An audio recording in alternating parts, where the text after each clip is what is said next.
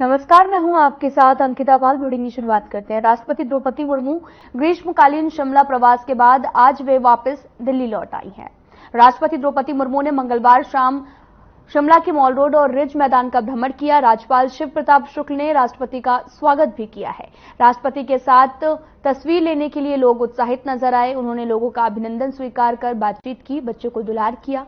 राष्ट्रपति ने बच्चों को चॉकलेट भी बांटी है। सैर के दौरान उन्होंने माल रोड पर प्रदर्शनी का अवलोकन भी किया। भ्रमण के दौरान राष्ट्रपति द्रौपदी मुर्मू ने शिमला की ऐतिहासिक इमारत की जानकारी हासिल की। राष्ट्रपति को शिमला के इतिहास से अवगत कराया गया, प्रतिमाओं और ऐतिहासिक स्थानों के बारे में बताया गया। उन्होंने शिमला के ऐतिहासिक गेयटी थिएटर में सांस्कृतिक संध्या का आयोजन किया।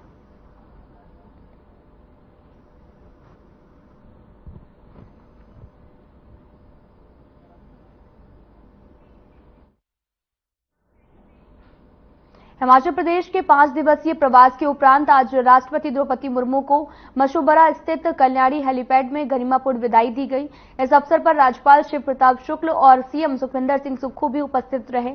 स्वास्थ्य मंत्री डॉक्टर कर्नल धनीराम शांडिल, मुख्य सचिव प्रबोध सक्सेना, पुलिस महानिदेशक डॉक्टर अतुल वर्मा, प्रशासनिक पुलिस और सेना के वरिष्ठ अधिकारी भी इस अवसर पर उपस्थित रहे हैं।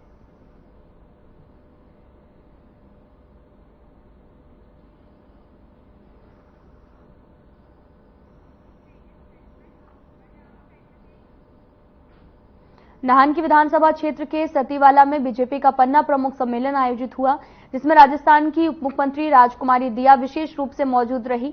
पत्रकारों से बातचीत करते हुए राजस्थान के उप मुख्यमंत्री राजकुमारी दिया ने हिमाचल प्रदेश में चारों संसदीय सीटों पर बीजेपी की जीत का दावा किया। वहीं सम्मेलन के दौरान अपने संबोधन में बीजेपी के प्रदेश अध्यक्ष डॉक्टर राजीव बिंदल ने कहा कि हिमाचल प्रदेश में नॉन सीरियस सरकार चल रही है और जनता के मुद्दों को लेकर न तो मुख्यमंत्री और न ही उनके मंत्री गंभीर हैं। बहुत अच्छा माहौल है और हमारे सारे ही कार्यकर्ता बहुत उत्साहित हैं, बहुत जोश है सब में, जनता में भी बहुत उत्साह है। सभी लोग चाहते हैं कि हमारे माननीय प्रधानमंत्री नरेंद्र मोदी जी तीसरी बार इस देश के प्रधानमंत्री बने। पूरे देश में बहुत अच्छा माहौल है। मैं बहुत सारे प्रदेशों में गई हूं और आप देखिएगा हम लोग 400 पार निश्चित रूप से करेंगे। बहुत मजबूती से मुद्दे उठाए हैं। मैं भी इनके साथ सांसद थी और बहुत पूरी जो भी यहाँ की समस्याएं थी वो सारी ही बातें उन्होंने हमेशा ही संसद में रखी हैं और बहुत सारा विकास का काम भी हुआ है। चाहे हम इनकी लोकसभा की बात करें, चाहे हम यहाँ पर हमारे बिंदल जी के काम की बात करें, सभी ने बहुत अच्छे काम किए हैं और बहुत आवश्यक है कि मोदी सरकार बनेगी, निश्चित रूप से बनेगी और ये सब सुरेश जी और सभी यहाँ से सांसद जीत के जाएं ताकि बहुत और भी काम है, बहुत विकास है जो इस क्षेत्र में हो सके। की पाइपें लग रही थी, सैकड़ों स्कीमें बन रही थी, पानी का काम बंद।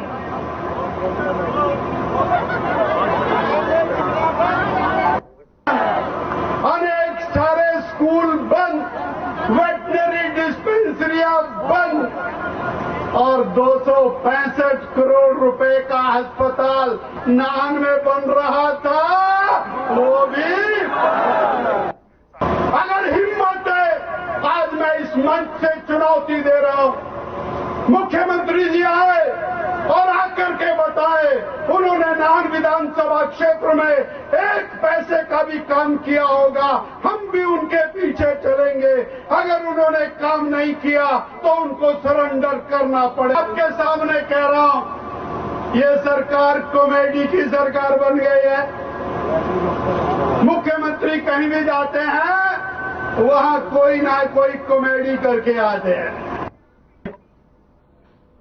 हिमाचल प्रदेश में 7वें चरण में 4 लोकसभा सीटों पर चुनाव है और ऐसे में कांग्रेस प्रत्याशी भी नामांकन प्रक्रिया की शुरुआत कर रहे हैं और कांग्रेस उपाध्यक्ष नरेश चौहान ने बताया कि 9 मई को विक्रमादित्य सिंह और आनंद शर्मा पर्चा भरेंगे, 10 मई को सतपाल रायजादा और 13 मई को विनोद सुल्तानपुरी नामांकन भरेंगे। देखिए 9 तारीख को मंडी पार्लियामेंट्री के लिए विक्रमादित्य जी नॉमिनेशन करेंगे और उसके बाद एक बड़ी जनसभा मंडी शहरी मंच में, जिसमें हजारों कार्यकर्ता समर्थक, जिसको माननीय मुख्यमंत्री जी भी उसमें शामिल रहेंगे, हमारी पार्टी के अध्यक्ष भी हैं और सीनियर लीडर्स हैं। और 9 तारीख को ही आनंद शर्मा जी जो हमारे प्रत्याशी है कांगड़ा चंबा पार्लियामेंट्री से, उनका भी नॉमिनेशन है, जो तकरीबन 1 बजे के करीब 12:30-1 बजे कांगड़ा में धर्मशाला में होना है। और माननीय मुख्यमंत्री जी और सीनियर लीडर्स उसमें भी शामिल रहेंगे। तो कल हमारे 2 नॉमिनेशंस हैं।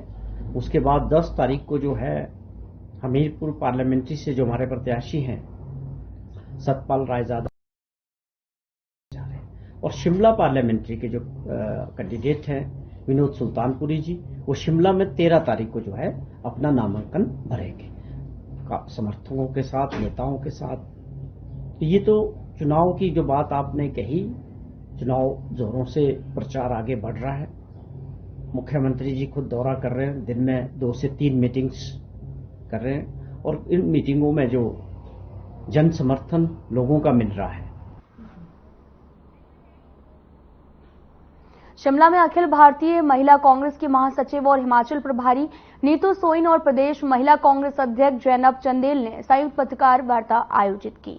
इस दौरान उन्होंने कहा कि महिला कांग्रेस पार्टी के घोषणा पत्र में जो भी गारंटियां घर घर तक पहुंचाने का काम करेंगी, उनका लक्ष्य कांग्रेस पार्टी की तरफ से घोषणा पत्र में किए गए वादों को जन जन तक पहुंचाना है। और नीतू सोइन ने यह भी कहा कि कर्नाटक के यौन पीड़न में दोषी सांसद प्रज्वल रेवन्ना खुलेआम घूम रहे हैं।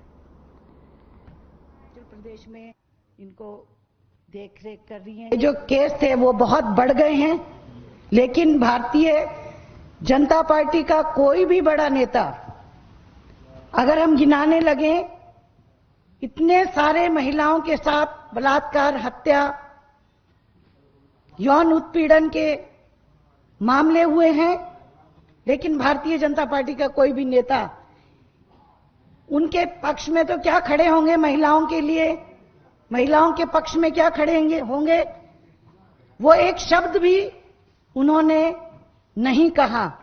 ये दर्शाता है कि भारतीय जनता पार्टी केवल बेटी बचाओ बेटी पढ़ाओ, ये उनका केवल स्लोगन ही है। जो हमें यहाँ पर करना है वो ये गारंटी कार्ड का काम है, जो खड़गे जी और राहुल जी द्वारा ये 25 गारंटियां दी गई हैं।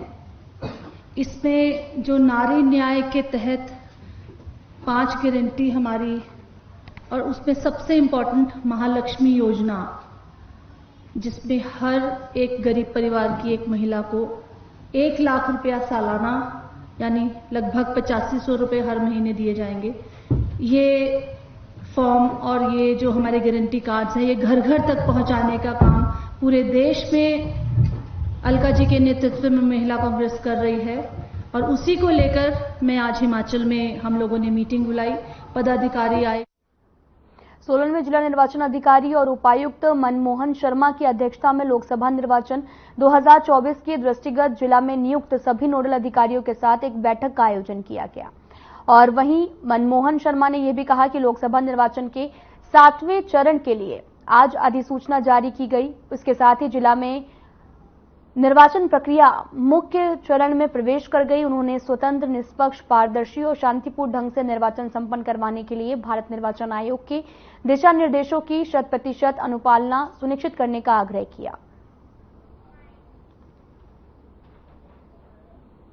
हिमाचल प्रदेश में जो लोकसभा का निर्वाचन है उसकी प्रक्रिया शुरू हो गई है। उसी संदर्भ में आज हमने जितने जिला में हम अलग अलग विषय से संबंधित नोडल अफसर थे उनको बुलाया था। उनसे अब तक की जो उन्होंने गतिविधियां की है उसकी जानकारी ली गई और आगे का उनका क्या प्लान है, किस तरह से वो आगे इलेक्शन को संचालन में अपना योगदान दे सकते हैं, कि क्या उनका आगे रोड मैप रहेगा, उसके बारे में चर्चा हुई थी। और सभी अधिकारियों ने अभी तक जो हमारा कार्य है बहुत अच्छा है और आगे भी ये आश्वासन दिया है कि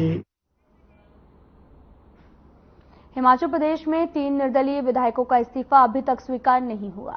मामला हाईकोर्ट पहुंचा, लेकिन तीनों निर्दलीय विधायकों को हाईकोर्ट से फिलहाल कोई राहत नहीं मिली है। मुख्य न्यायाधीश MS रामचंद्र राव और ज्योत्सना रेवाल दुआ की खंडपीठ में मामले ने अपना फैसला सुना दिया है। जो इंडिपेंडेंट विधायकों ने हाई कोर्ट में याचिका दायर की थी कि हमारे रेजिग्नेशन को एक्सेप्ट किया जाए और उन रेजिग्नेशंस को हाई कोर्ट ही एक्सेप्ट कर ले, ना कि क्योंकि स्पीकर एक्सेप्ट नहीं कर रहे हैं, उस याचिका पर आज उच्च न्यायालय ने अपना फैसला सुनाया।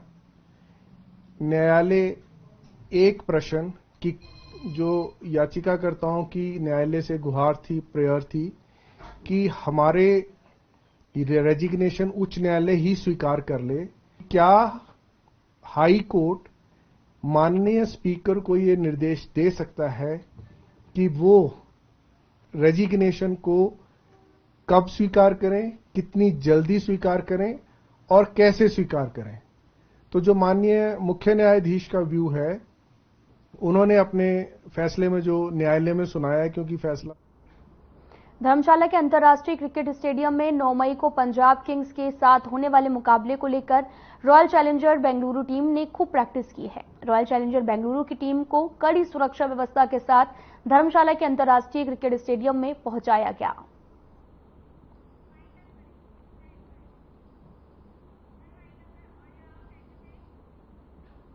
फिलहाल इस वीडियो में इतना ही। नमस्कार।